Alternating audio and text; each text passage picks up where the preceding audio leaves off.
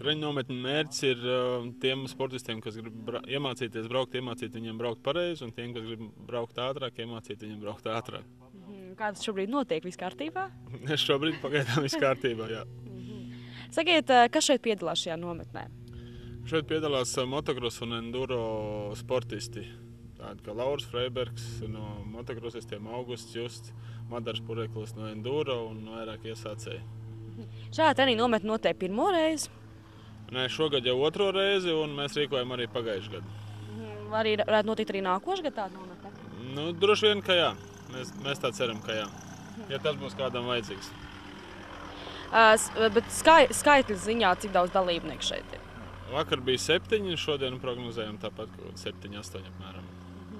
Sakiet, jūs, protams, sportistiem teicāt, ka jāpajautā tas jautājums viņiem, bet tomēr, kā tā pirmā dienā aizvērtēja?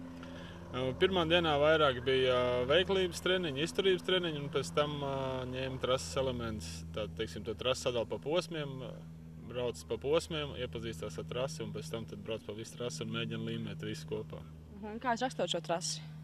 Trasi tehniski sarežģīts. Es domāju, ka viena no sarežģītākām Latvijā.